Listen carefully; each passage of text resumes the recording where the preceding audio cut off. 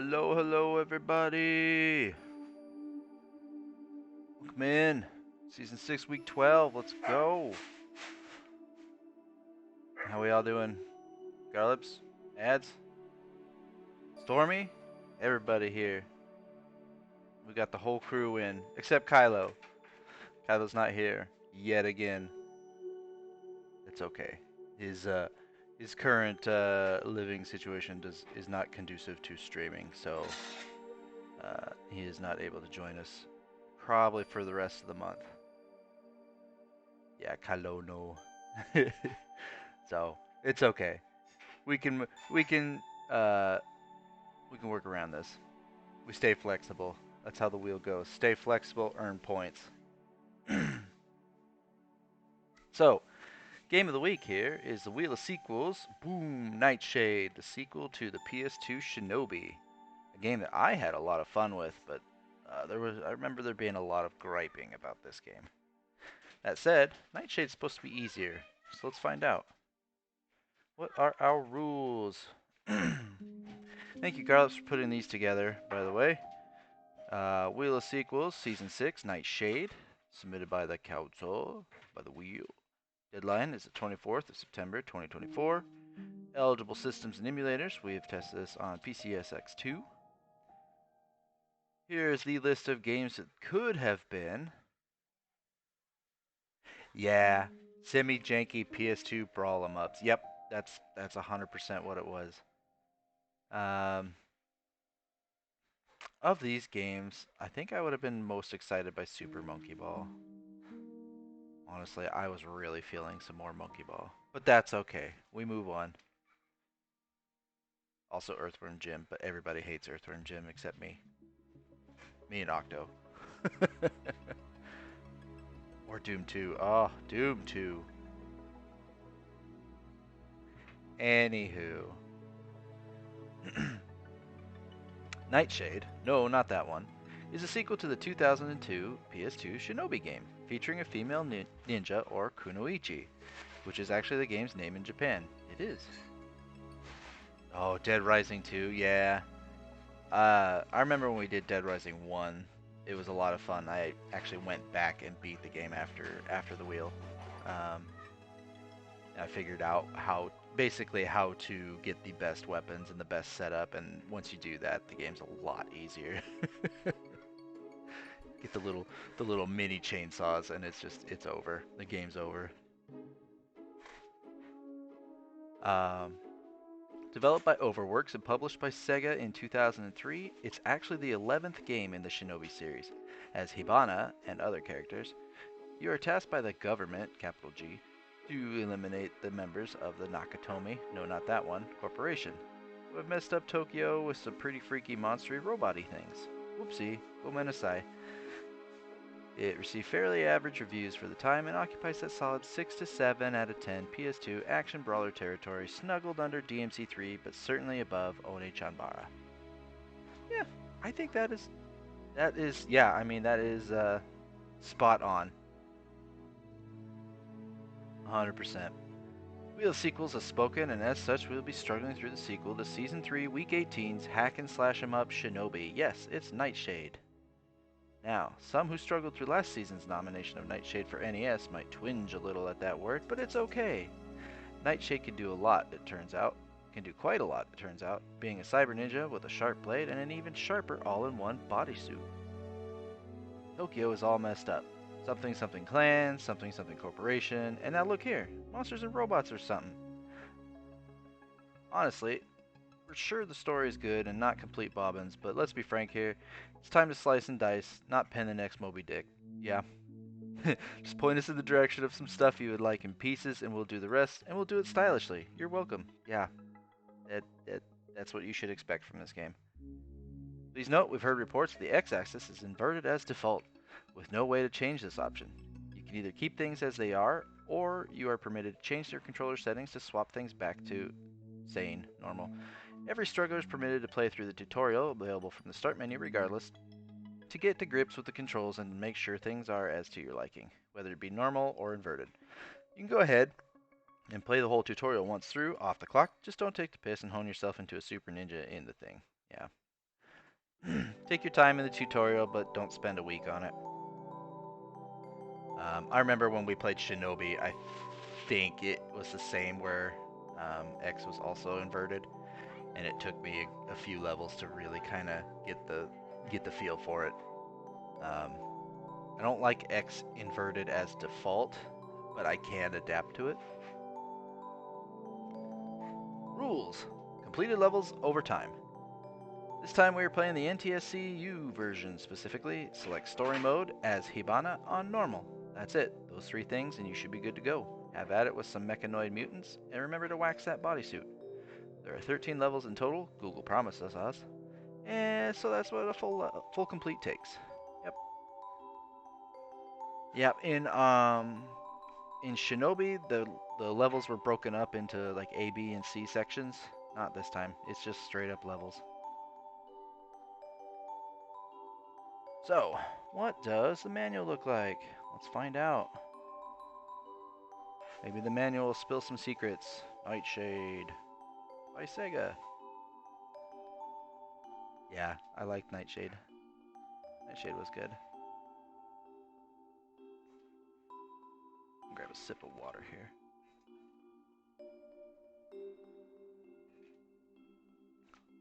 Ooh, this is your S400 iLink connector right here, in case you were curious. Alright, so we know what a PS2 controller looks like, right? Ah, Rafeko, welcome in, buddy. We're just getting to the manual. Yeah. PS2, what a beautiful device. Spent many, many hours on that. Hey, Rafeko, do you remember in college when I sat in your room and fought that super boss in Final Fantasy 12 for like 3 hours? That was on a PS2.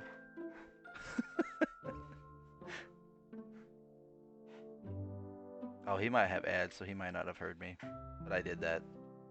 There's a super boss in Final Fantasy 12 that has like, yeah, you went to dinner and you came back and I was still fighting the stupid thing. Because it has like 100 million hit points. I beat it. I won.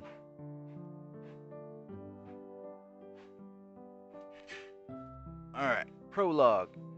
Akujiki, the ancient cursed blade, has consumed the souls of men for centuries. It is said that he who wields Akujiki wields absolute power. Many wars were fought to control that power. Many lives were lost. A lone shinobi took it upon himself to end Akujiki's legacy of blood. However, his struggles proved only to be the beginning of yet a new battle.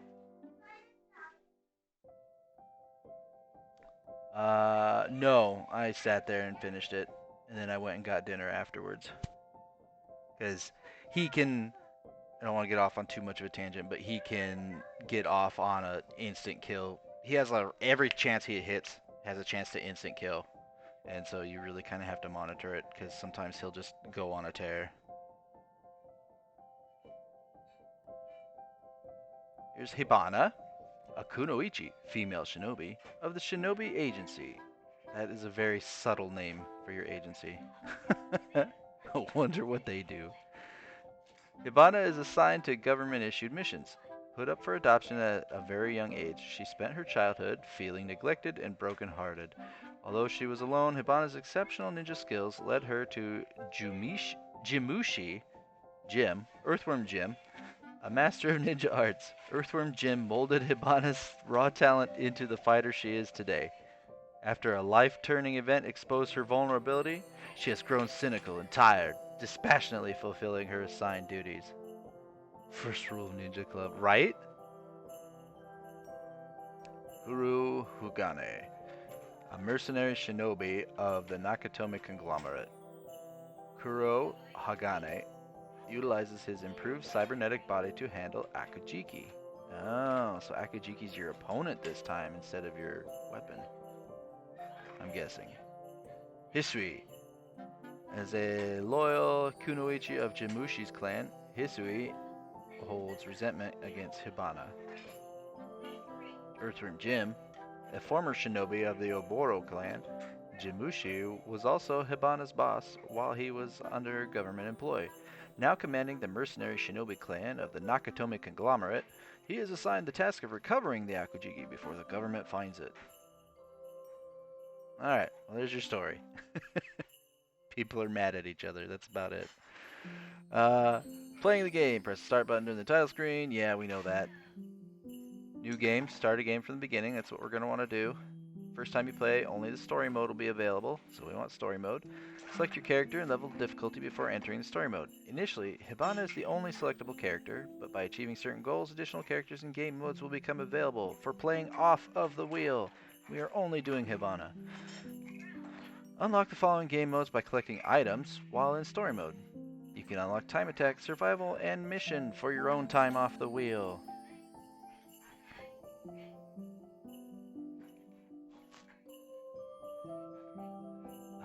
So you can continue. Here's your tutorial. Each tutorial includes simple missions to teach you the basic actions, including movement controls, combat controls, and situational controls.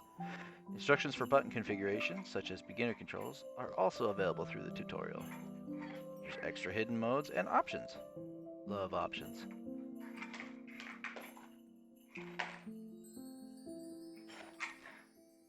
You got subtitles, vibrations, sound, button config, screen position, and brightness. Pretty standard options.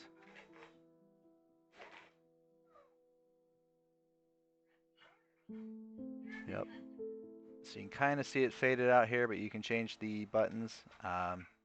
Looks like default would be square is slash, L1 for shuriken, triangle for kick, X for dash, circle for jump, L2 for ninjutsu, R1 for lock on, R2 for switch target, R3, clicking the stick, for a camera reset. And then you can change the lock on type from hold, probably to toggle.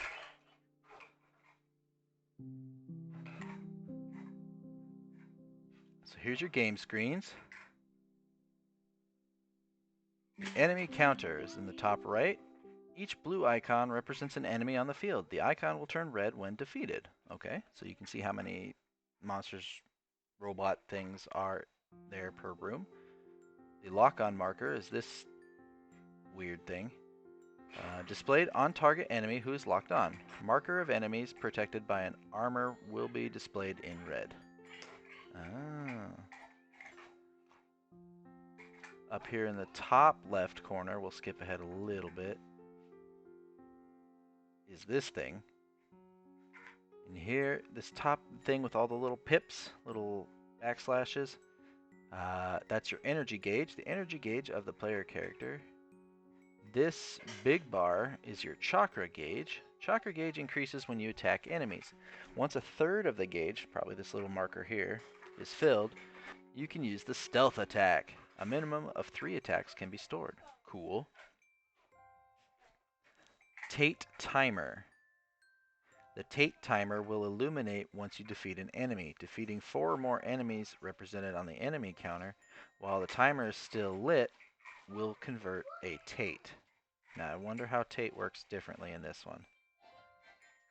Because I remember the whole thing about Shinobi was beat all of the enemies really quick so you get like the really cool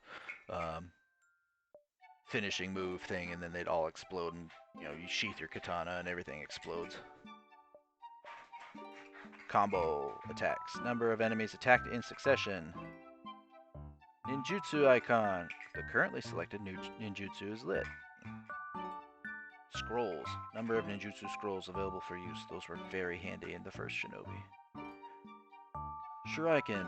Number of shuriken. Shuriken? I've never really thought about how to say that. You currently hold up to a maximum of 32. Very interesting number. Every 8th shuriken will light one section of the hexagon and allow you to use the shuriken burst. Oh, I remember that. That thing sucked. Boss energy gauge down here.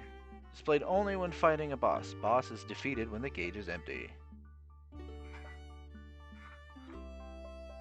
So we have the pause screen, which will have continue, retry, and quit. Oh, okay. You can retry from the beginning of the stage. That's handy. Here's your results screen, so you'll know when you when you beat a level. When you clear a stage, the complete statistics of your performance will be displayed through the debriefing. The following information is displayed as well as the total time for the stage. Also displayed are the score rankings and the agent's report concerning your next mission. Press the X or circle button to enter the next stage. So combo at performance, yeah. This doesn't really all matter. Game over screen, when your energy is depleted or fall from a ledge. Yeah, I remember falling from quite a few ledges. Rarely actually died in Shinobi. I more often just fell off a ledge. Alright, controls explained in page 10 to 21 are based on default configuration. Control settings can be changed from the button config of the options menu. See page 22 for beginner control, only available with Hibana. Yeah, there's a lot of platforming in this too. Or at least there was in Shinobi. Which, to Shinobi's credit, outside of like 2 situations I can think of off the top of my head, the platforming was fine. It was fun. Oh, first time chat! Look at this guy! First time chat! And you banned. Get out of here.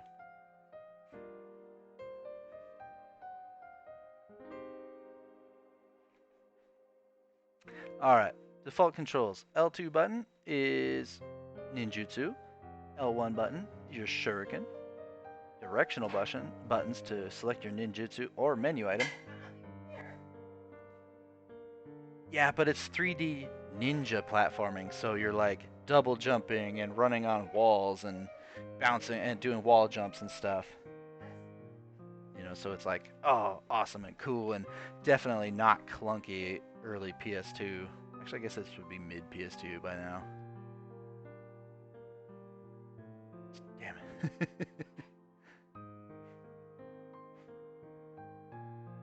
I'm gonna pre. Left analog stick to walk or run. The analog mode button does nothing. Start button to pause or skip movies. Hey, you can skip movies. Hooray! R2 button to switch targets. R1 button to lock on. Hold down or... That looks like it just says dick. Hold down or dick. I know it's supposed to be click, but that definitely looks like dick. Triangle button for kick or cancel. Circle button for jump or enter. X button, stealth dash or enter. Square button, slash or cancel. Right analog stick to move the camera. And R3 to reset the camera. Now if I remember right, you could double jump and then dash in the air as well as wall jump and wall run in the first Shinobi. So just kind of keep that in mind. That might be the same situation here. Movement controls. Walk and run with the left analog stick. Use the left analog stick to move your character. Move the left analog stick towards any direction to run, and just slightly tilt the left analog stick to walk. Camera action and reset. I generally stop to look if there is an option to skip animations in Blitzball. Yeah. Yeah, one of the strategies of Blitzball is watching the timer and being like, oh, I don't have enough time for the Jack shot animation. I'm going to have to use sphere shot instead. I know Quantum actually got timed out of a goal he was about to hit because he decided to be all flashy and everything and wasted the rest of the half. Unlucky. Oh, totally. I intentionally use the long animation. Yeah, and there you go.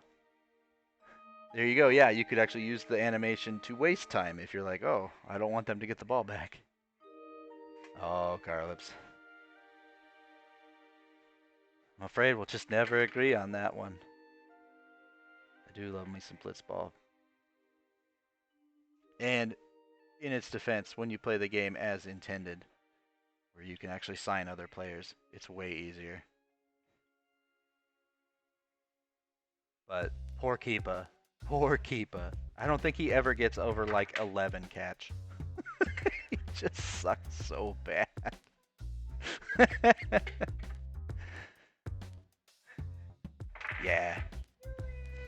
12. Oh my gosh, a new record. So right analog stick. Yeah, Bada's not so great. Letty's got a cannon arm, so I liked him a lot. But use the right analog stick to change the viewpoint of the camera. In order to reset the camera to the default viewpoint, press the R3 button.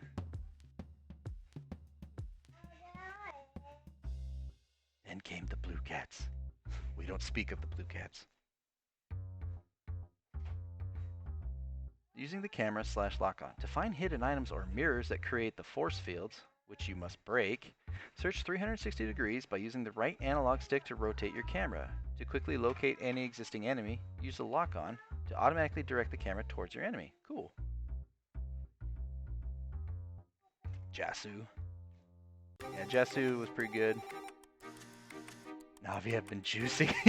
I know, their endurance is like in the 30s. It's insane. You are not going to tackle them.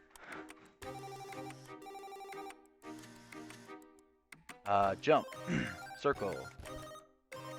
Jump across and onto various areas. This basic action is the key move that triggers other acrobatic maneuvers. Yeah, I'll bet the Sykes are the one you have to just endure. If you can get away with a tie, that's the best bet. Double jump. Circle button twice. Press the circle button again during a jump to perform a double jump. After performing a double jump, you cannot jump again unless you successfully hit an enemy. Hey. Got this kid singing in my ear. You guys can hear that, right? Oh, she's too cute. After performing a double jump, you cannot jump again unless you successfully hit an enemy during the jump. Yeah, jumps on circle, but remember you can tweak the buttons to be different. I think I would like jump on X and dash on circle, but that's me. Paralyzed by an attack. Depending on the type of attacks from your enemies, there is a chance that you may become paralyzed. Although it will only be for a limited time, rapidly tap any button to quickly escape from this condition and get back to the action. Whoop. Must have bumped something. Go back in there. I think I bumped the back button on my mouse. Alright, let's get back there. Zoom! Here we go. Wall running. Jump towards a wall where you can position yourself and use the left analog stick to perform wall running. You can also jump from one wall to another. Stealth dash. The X button. Leave a shadow of yourself while blazing by your enemies, creating a decoy for enemies that you can use to counterattack. Your shadow will only be present for a given amount of time. That's cool. I don't think you left an after image in the original one. Aerial stealth dash. X button in the air. Perform a stealth dash while you're in mid-air during a jump, descending by stairs or walls. You can only perform the aerial stealth dash once before landing, unless you execute an attack while airborne. So once again, like the double jump, if you hit an enemy mid-air, it resets all that. So you can use enemies to basically use aerial enemies as a ladder. Combat controls. Sword. Square button. Slash enemies with your standard sword. The power of your blade will increase based on the number of enemies you defeat while the Tate timer is counting down. Okay, that's Shinobi. Yep. The more enemies you beat, the stronger your attacks get. Until they're all dead, and then it resets back to normal. Kick. Although a kick will not directly damage any of your enemies, it is used to break enemies' guard and destroy their protective armor. That is handy to know. Remember your kick. When you get stuck on an enemy that blocks every single thing you do and you can't figure out what to do, kick them. Kicking the enemy. To defeat enemies protected with armor, you must first destroy their armor using a kick, then attack them with your sword. Your lock-on reticule will turn red when locked on to an armored enemy. Description for the double jump and dash is making me think of the messenger. Yeah, I think it's quite like that. Return kick. Triangle button. When you are confronted by oncoming missiles or bullets, Press the triangle button at the right moment to deflect the projectiles and redirect them towards your enemies. You can kick missiles back. I'm sorry. Game of the year all years. I'm sorry. That is the coolest shit I have ever heard of in my life. Allow me to kick this missile back at you. We have reached we have reached the just insane part of this book. Shuriken. L1. Throw shuriken at enemies to paralyze them for a given time or drop them from a higher plane. Extra shuriken are found within the stage, and you're allowed to carry up to 32. Snake did it once in Twin Snakes. Now everyone's doing it. Yep. I don't think I've played Twin Snakes. Now I gotta play that one. L1 button for shuriken boost during a double jump. Press L1 button before reaching the peak of your double jump to unleash shuriken in all directions. This action requires at least 8 shuriken. Maybe this is more useful in this game, but I remember like never using that in Shinobi. Not to mention it's hard to fucking pull off. Jumps on a missile and kicks it. Nice. Stealth attack. Square button during lock-on. Hold down the square button while you lock on to an enemy and create multiple images of yourself. Then release the square button to attack with all of your ghost images. 1 unit of the chakra gauge is required to perform this attack. Having more energy on your gauge will allow you to perform a more powerful stealth attack. Oh, that's cool. About the chakra gauge. Chakra gauge will increase as you attack your enemies. Therefore, earning successive combo hits will allow you to quickly recharge your chakra gauge. It is best to attack with the short sword to gain combo hits and charge your chakra gauge. This gauge can also be increased by picking up certain items. Okay.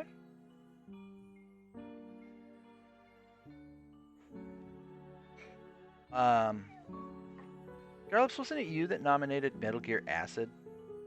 And that's a card game? I might have to try that too. A Metal Gear card game sounds interesting. Lock-on moves and attacks. The following actions, page 16 and 17, are lock-on and lock-on based moves or attacks available during lock-on mode. Lock-on, R1. Lock on to enemies by either holding or pressing the R1 button. Select one of the 2 types of lock-on via button config on the options menu. Default is the hold style. Switch target with R2. Press the R2 button during lock-on to switch your sight to a different enemy. Lock-on moves.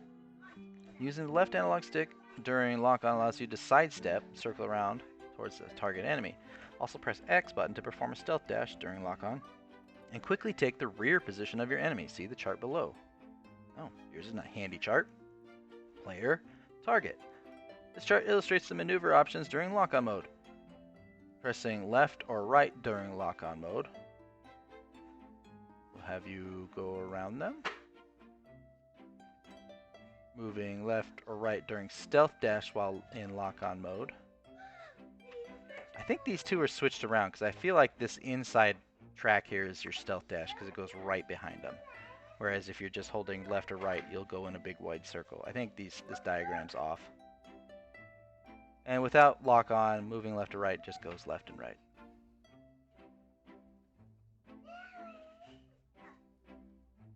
But if this is the actual thing, it's the opposite way of how I think it would feel. Short sword attack. Left analog stick and square button. While pulling back the left analog stick in relation to your target enemy, press the square button to attack rapidly with your short sword, Futaba. Unlike the standard sword, the Futaba will not gain any power by defeating enemies. Okay. But that charges your chakra gauge fast. Okay. Float kick.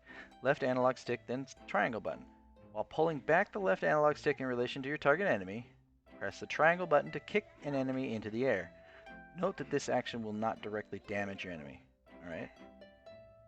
Air smash. Circle then triangle after float kick. After lifting the enemy off the ground using the float kick, jump up, then kick the same enemy to the ground to create a shockwave. The shockwave can destroy objects and armor of enemies nearby. That's cool. That's some Dragon Ball Z shit. Knock them up and then smash them back into the ground. Aerial kick, circle then triangle. To perform a homing kick during lock-on, first jump, then kick while locked onto your target enemy. Note that this action will not directly damage your enemy. Okay. Yes, very DMC.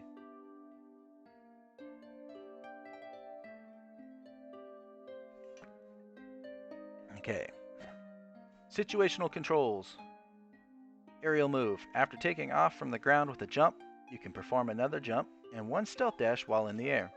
Also take advantage of the height and distance you can travel using the aerial kick. Oh.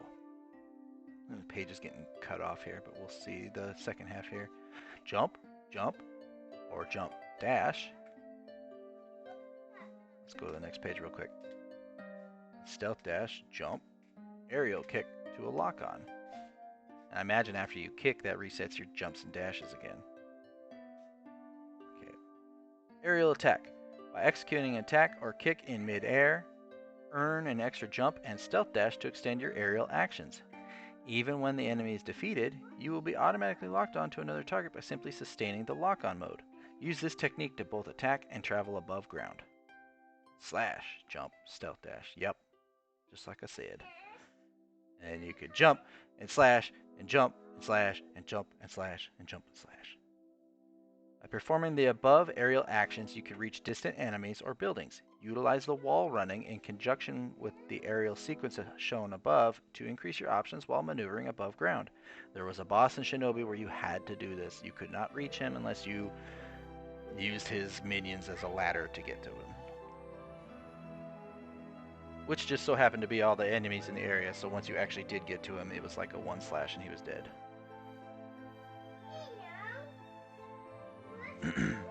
Ninjutsu. By using Ninjutsu Scroll, you can perform one of the following Shinobi magic types. Use directional buttons to pre-select the type of magic before casting the ninjutsu. Flame, Kaen. L2. Attack enemies by creating an explosion. Casting the magic will cause great damage to surrounding enemies. Very handy. Raijin. Lightning. L2. Shield of electric energy will grant you momentary invulnerability. Casting this magic will also allow you a faster stealth dash. Probably one of the more handier. Probably the handiest ability. Wind. Fuga.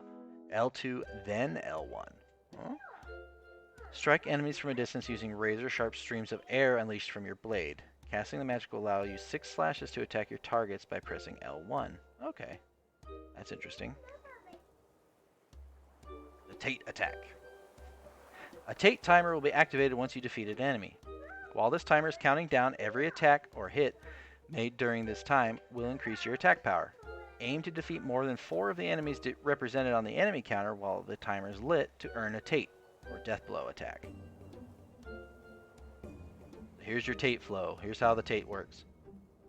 Check the number of enemies with the enemy counter. More than 4 enemies have appeared. Bing, bing, bing, bing, bing. Actually, I think exactly 4 enemies have appeared. Defeat all enemies represented by the enemy counter before your Tate timer runs down. I still don't see a timer. Oh, I wonder if it's this circle. That's what it is. It's the outline of your chakra bar. Okay, so it's depleting here, and it's going to go around and all the way in. I think that's my guess. A Tate converted. View your kills from the Tate scene. Yep, sorry, Tater. Tate scene. When a Tate is successfully converted, a cutscene of your kills will be played with the number of total kills displayed. 4 Tate, 7 Tate, 4 Tate. Controls. Beginner controls. Control sets for beginner are available only when Hibana is selected as your character during the setup screen of each game mode. The following configuration can only be used for the beginner mode. Well, we're not playing beginner mode. Items. Items will appear in the field when you destroy objects and enemies during play. The description of each item is as follows. By collecting items, you will also receive extra points when you clear each stage. Shuriken. Gain 8 Shuriken. Ninjutsu scrolls. Gain 1 scroll. The number of scrolls in possession equals the number of ninjutsu you can cast. Capsule. Recharge your energy. Chakra. Recharge your chakra. Ration. Increase your maximum energy. Nice.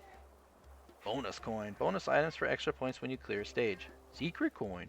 Earn hidden game modes or playable characters determined by the number of secret coins you collect. Secret card. Earn additional items in the extra gallery. My goodness. Oh, we're almost done. We're getting to the end here. Game flow. Called for another mission, Hibana will immediately advance to the rendezvous point to receive further instructions from the agent. Mission start. The Ariake Seal has been designated in the ruins of Tokyo. The 23rd district is fenced and strictly off limits. Agent Hibana, proceed with your mission. Heh. Such a perfect evening for a picnic, too. Today's just not my day. Eliminate intruders. Target confirmed. Nakatomi conglomerate mercenaries. Destroy the intruders. Roger. Hibana wastes no time, delivering her Tate against the enemy Indians. This must be... What the fuck is this? Attack of Cyber Shinobi. An odd type shinobi drops in for action. Hibana gracefully upholds her blade. Mission completed. Today really isn't your day. You better hope your warranty's still good. After her victory, Hibana felt something out of place. Surely enough, evil was lurking just beyond her view. You have new orders. You are to destroy the Hellspawn at once. Roger. And another mission waits. This must be the first mission. I don't know what they're trying to do here. Stages. The following are the first 4 stages of the story mode. Defeat the boss of each stage and lead Hibana to her next mission. Tokyo, 4:59 p.m. Proceeding to confront the intruders, Hibana dives off the building ledge and onto the stealth bomber. Redirect the thrust of oncoming missiles toward the enemy air fighter without triggering its fuse. Oh, right away you're kicking missiles. Marunuichi. Escaping the crashing plane, Hibana views the disastrous scene from a building top. Unfortunately, Hellspawn are now lurking. The seal has been broken, and evil is loose in the city. Subway. 2 objectives. Terminate Hellspawn and collect the broken pieces of the Akujiki. Increased use of astral forces are detected in the 55th district, leading Hibana to locate Jimushi and company. The ruined subway line is the shortest route to their primary destination. And then Shinjuku. I've been there. Hibana exits the subway terminal, finding herself in a downtown district. Just as she is about to proceed, a team of Genins appear and block her way. The battleground is staged in the dark back alley of night. You'll know. Appendices. Oboro Clan, a legendary group that once organized all the active shinobis in Japan. The Oboro Clan was annihilated by the disaster brought by the Golden Palace. Hotsuma, the leader of the fallen clan, with the help of the Shinobi Agency, destroyed the Golden Palace and restored peace to the capital city. After his victory, Hotsuma disappeared, leaving behind his inherited Akujiki in the city of Tokyo. Akujiki. Akujiki is a soul-devouring sword, only to be handled by the bloodkin of the Oboro family.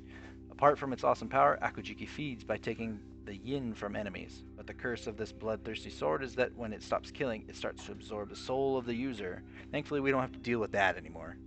In the first Shinobi, you are forced to go fast because your sword is slowly killing you if you don't.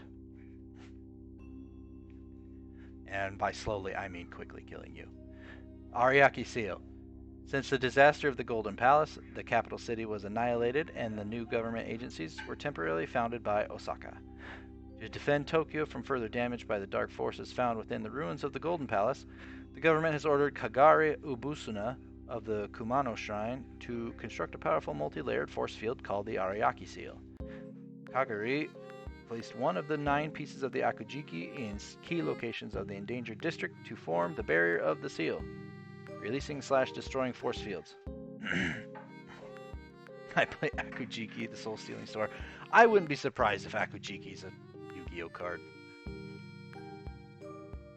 Using talisman created by the sorcerers can establish a parallel force field to seal in or out unwanted enemies.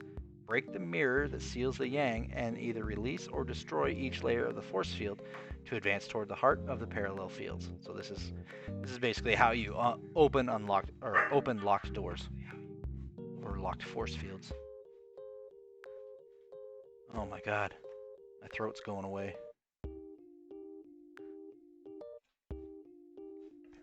Shinobi Agency. Shinobi Agency is an organization whose doctrine is to deal with any illegal activities in Japan.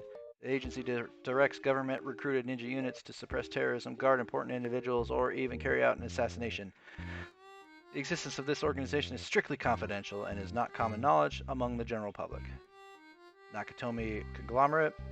The Nakatomi conglomerate formed during the late Edo era when multinational business started growing rapidly. They produce household products as well as owning a heavy and chemical industry of their own. A heavy industry? What the fuck's a heavy industry? They also have a back business that is known to develop various weapons for the government. They claim that their ninja units are sent to the Ariake Seal to deal with the Hellspawn in Tokyo, but there are rumors that they are responsible for the Ariake Seal's destruction. Utsushio. A replica of the Akujiki, the Utsushio is a prototype of a long sword that the government commissioned. The Utsushio increases its slashing power by collecting surrounding spirits. However, unlike the Akujiki, it will not devour the soul of the wielder. Thank you! Futaba. A sentimental favorite of Hibana's, the Futaba was the first weapon her former master Jimushi gave her. It is easily distinguished by the shurikens attached to the knuckle guard of the sword and the gracefully designed curved grip. Hibana uses the Futaba to perform deadly close combat attacks. Alright, here's the credits. Sega, wow. And here's the little warranty. In a world divided, you must hunt the truth. Headhunter Redemption. Plays Headhunters Jack and Lisa, each with their own abilities, state-of-the-art weapons, and high-tech gadgets. Attack enemies with guns blazing or use neck-breaking stealth attacks. 14 unique missions split between the glittering metropolis above and the shadowy underworld below. Rating pending. PlayStation 2, Sega, Amuse, ESRB. Alright, y'all get all that? Use the tutorial. Practice your kicks. Practice your sword. Practice your jumping. Read all this. I have one question still in your mark. Hopefully you can find the answer. Go on. Would you prefer hold down or dick? I'm always holding dick. And with that note, let's move on to the setup here. Using PCSX2, you can find it at pcsx2.net. Here's what the CD Romance download will look like.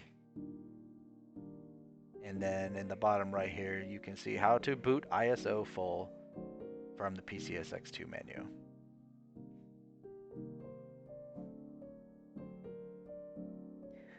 And with that, let's move on. Who's gonna win today? You'll notice I don't have any winners because we didn't spin for a forgotten round. Which, yeah. I want my notepad. Alrighty, notepad. 1, 2, 3, 4, 5.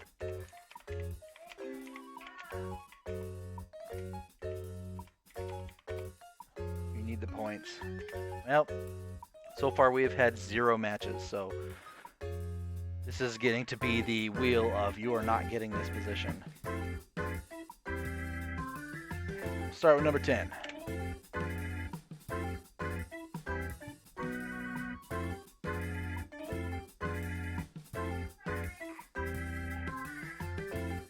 Mr. Flame Wheel himself.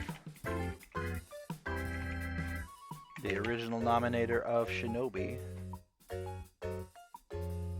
And probably its biggest fan.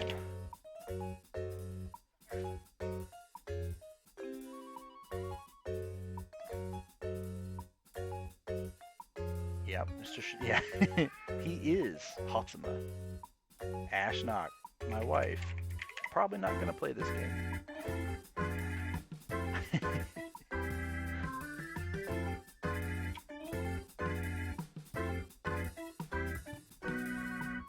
Although if she gets 9th, that will be incredibly impressive. Mr. Thomas the Tank Wizard.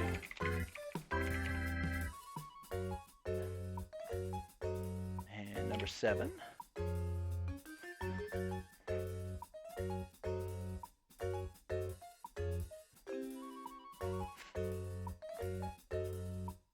Is it Z or Captain? Z or Captain? Z. Maybe Z. 7th place. Who gets 6th? I bet Z could do well on this. They're pretty good at pretty much everything they touch.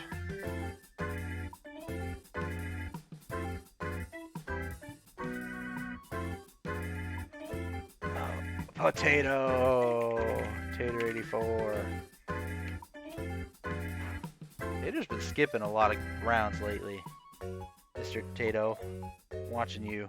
Get in there. Get back in there. Decky's cleaning your clock, Tater. Speaking of, another win for Decky on the books, apparently.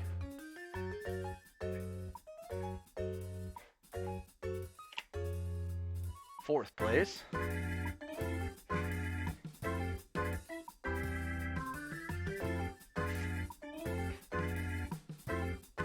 Another person who everything he touches turns to gold. Schmumbler.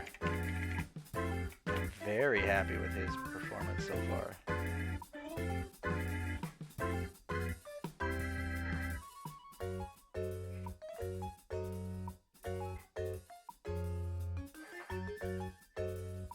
Oosha.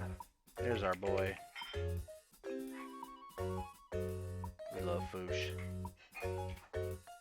Second place goes to Fiona or D-Mac. Fiona. Another person who's been showing themselves to be a contender.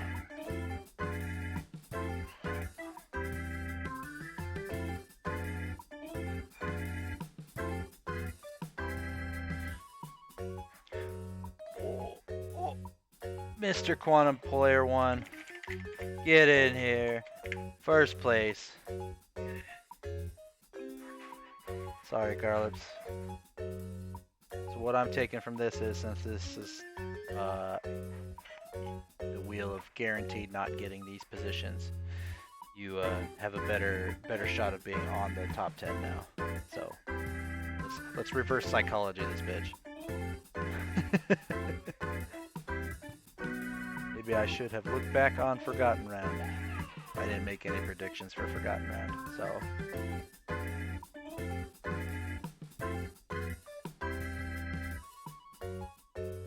Oh.